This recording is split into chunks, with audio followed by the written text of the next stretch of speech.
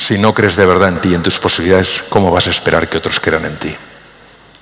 Si buscamos obsesivamente la aprobación de otros, no es que no nos guste, digo obsesivamente, también temeremos obsesivamente su desaprobación y su rechazo. En la raíz de nuestro miedo está muchas veces la certeza, para nosotros incuestionable, por falsa que pueda ser, de que si se produce la desaprobación y el rechazo, no podremos superarlo. ¿Qué nos separa de nuestra mejor versión? Sobre este tema ha reflexionado mucho Mario Alonso Puig, médico y doctor en cirugía por la Harvard University Medical School. Ha dedicado gran parte de su vida a investigar cómo desplegar el potencial humano, especialmente en momentos de desafío. Lleva más de 20 años impartiendo cursos, conferencias y trabajando con equipos para fortalecer las capacidades de las personas. Cuestiones como el liderazgo, la gestión del cambio, la salud, la felicidad, la comunicación, la creatividad y también la innovación. Mario Alonso Puig es autor de varios libros y recientemente ha publicado Resetea tu mente, descubre de lo que eres capaz. En él habla de la fascinante relación que hay entre el cerebro y todo lo que nos sucede en el cuerpo. Es una lectura imprescindible si deseamos aumentar la autoestima y potenciar nuestra inteligencia, la intuición o el espíritu emprendedor. Cuando yo escribí Reinventarse en el año 2010, generó dos tipos de reacciones. La primera, tener en cuenta que en el 2008 fue la crisis económica tan brutal. La primera fue encontrar una palabra que de alguna manera expresaba lo que las personas sentían y anhelaban, pero que a lo mejor si no tenemos un lenguaje para describirlo nos sentimos un poquito perdidos. Pero hubo personas que también se quedaron un poco como descolocadas. ¿Qué es esto de reinventarse? ¿Por qué me tengo que reinventar? Y vosotros sabéis que las cosas más bonitas en la vida no las haces porque alguien te fuerce a hacerlas, sino porque tú sientes la llamada a hacerlas. Hay dos tipos de reinvención en el lenguaje que yo utilizo. La primera reinvención es una reinvención de tipo profesional. Os voy a poner un ejemplo de mi caso particular. Yo ejercí la cirugía general y del aparato digestivo durante 26 años. Y ahora, obviamente, no estoy operando a nadie, no estoy pasando consulta, no estoy explorando ningún abdomen. Estoy haciendo algo diferente. Escribo, investigo, hablo de estos temas. Esto es una reinvención profesional. Y he tenido que experimentar otra reinvención profesional. Tener en cuenta que por los años que llevo en este campo, pues muchas de las cosas que las hacía en distintos lugares del mundo y cada 2 por 3 estaba tomando un avión, cogiendo un avión. Cuando en el 2020 se para de alguna manera todo lo que es el movimiento internacional, me tuve que reinventar y ahora, por ejemplo, para que os hagáis una idea, mi casa es un estudio, porque muchas cosas las hago online. ¿Ha sido fácil? Claro que no ha sido fácil, ha sido muy difícil. He necesitado ayuda, ni os podéis imaginar. He de deciros que antes de la pandemia yo no creía en la formación digital. Me habían invitado a varios foros, algunos bastante buenos, para hablar de los temas de los que trato de forma digital. Y yo había dicho que no creía para nada en la formación digital, sí en la información digital, pero no cuando estás hablando de temas profundos, de temas de calado, que no son mejores que los otros, son diferentes. Lo que he visto es que sí se puede llegar muy bien a nivel digital. Es decir, para mí ha sido un verdadero descubrimiento. Hoy, en este contexto de WeLife, os voy a hablar de una reinvención completamente diferente. Os voy a hablar de la reinvención personal. Y para eso he traído mis juguetes favoritos. Veréis, yo encontré este cubo hace muchos años en Boston. Yo viví en Boston, ejercí la cirugía allí y es una ciudad para mí especial. Y encontré este cubo porque de alguna manera reflejaba muy bien con lo que yo entendía en aquella época de lo que se trataba. Y pone lo siguiente: solo aquellos que ven lo invisible pueden alcanzar lo imposible. Nos está hablando este sencillo cubo de que si vemos lo que es invisible, podemos alcanzar aquello que no nos parece posible. Y es curioso porque Escritores de la talla de Hermann Hesse, muchos habréis leído Lobo Estepario, Siddhartha, dijo: es preciso intentar una y otra vez lo imposible para que surja lo posible. La pregunta es, ¿por qué nos cuesta tanto ver lo invisible? ¿Por qué libros de tanta sabiduría como El Principito de Antoine de Saint-Exupéry tienen un momento crucial cuando el Principito, perdido en ese mundo de asteroides y de planetas, se encuentra con el arquetipo del zorro? Los arquetipos que sabéis que fueron muy trabajados por Campbell, por Jung, reflejan un saber ancestral de la humanidad que no se refleja fácilmente con palabras, porque la palabra es demasiado reciente para poder hablar del fondo de las cosas. La palabra puede hablar de las formas, pero del fondo no puede hablar, porque el fondo es una experiencia. Y por eso el gran Wittgenstein, un maestro del lenguaje, dijo: sobre lo que no se puede hablar hay que callar. Pero él también dijo algo: los límites de mi lenguaje son los límites de mi mundo. Es decir, nosotros vamos a utilizar el lenguaje visual, el lenguaje hablado, para acercarnos a la barrera de lo invisible y para entender por qué la barrera de lo invisible. ¿Por qué os cuento esto? Os cuento esto porque todos estamos atrapados en una caja, y aquí pone en uno de los lados thinking out of the box, pensar fuera de la caja. Yo añadiría living out of the box, vivir fuera de la caja. ¿Qué es la caja? La caja es quien tú te crees que eres, pero no en base a quién eres, sino en base a quién has considerado que eres, en base a lo que has ido recibiendo del entorno y en base a lo que tú has interpretado de acuerdo a lo que recibías del entorno. Una forma más básica de llamar a esto es nuestra zona de confort, es nuestro mundo familiar.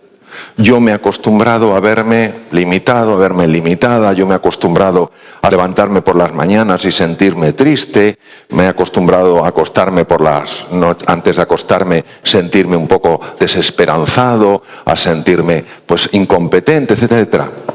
¿Y si eso fuera una creación? Fijaros, la mayor parte de las emociones no son reacciones, son creaciones. Esto es brutal.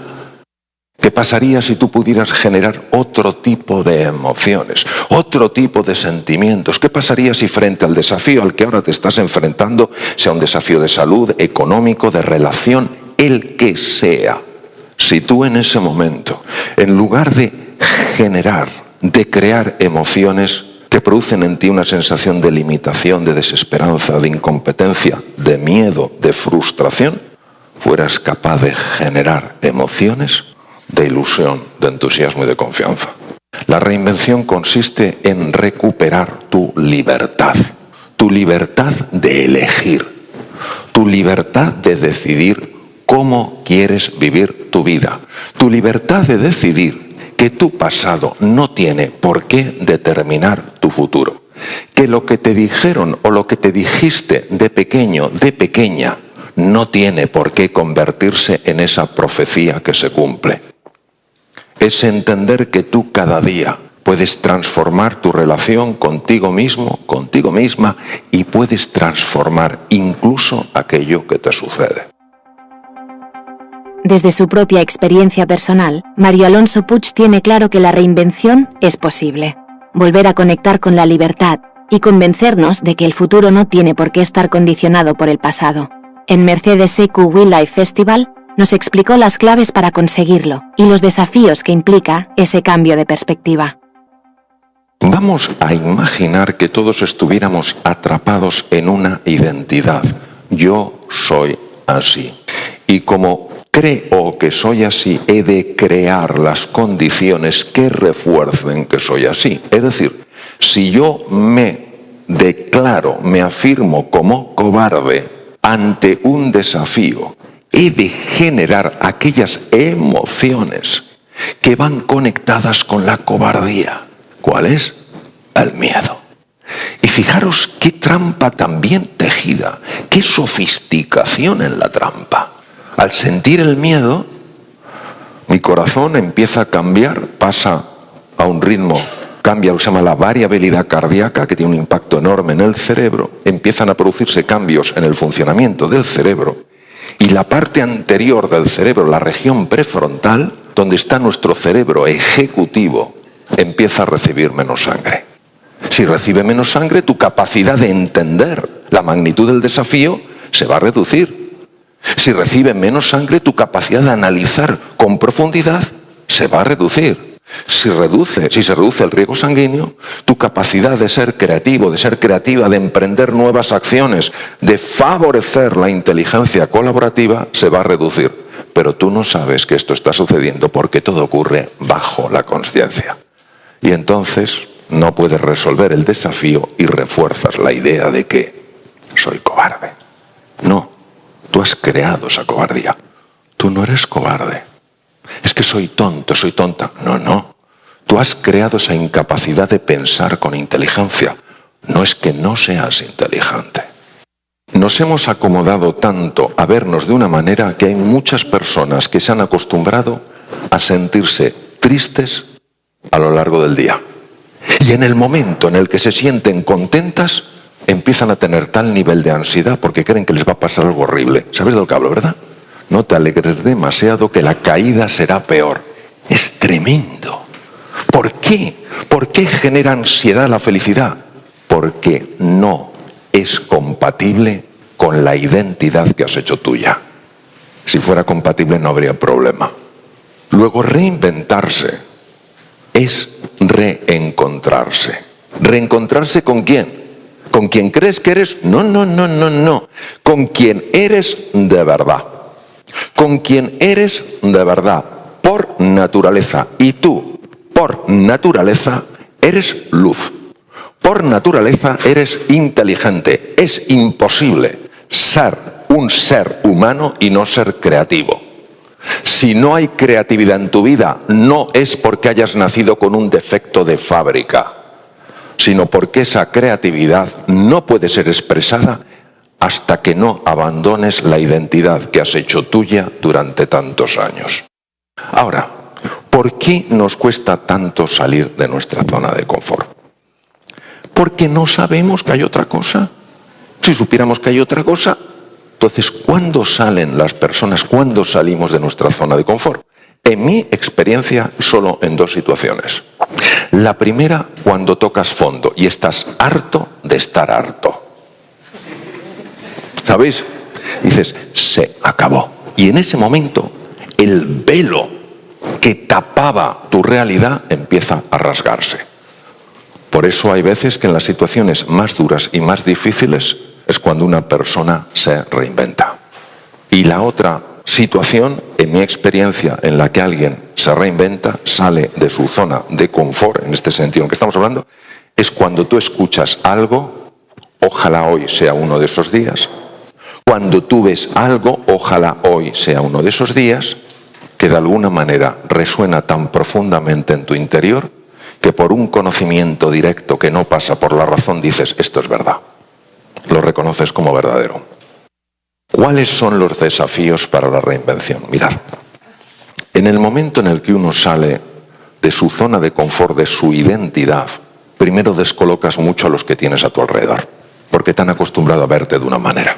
Si esas personas son personas que te aman profundamente, y hablo del amor griego, agape, es decir, un amor sin condiciones, un amor gratuito, sabrán que estás saliendo para crecer y evolucionar. Pero si son personas que de alguna manera, como la mayor parte de los seres humanos, tienen un amor, expresan un amor con condiciones, les desconcertará que de repente empieces a tener una voz diferente. No hay que dogmatizar, no hay que imponer nada, pero tampoco hay que dejar, así lo entiendo, que la elección de otras personas se convierta en la tuya. Lo segundo con lo que te vas a encontrar es con la confusión ante ti mismo, ante ti misma. Cuando uno sale de la zona de confort, no penséis que se encuentra con, oh, el paraíso, a levitar. No, no, no, no. ¿Qué va? Te encuentras con la zona de breakdown, con la zona de hundimiento.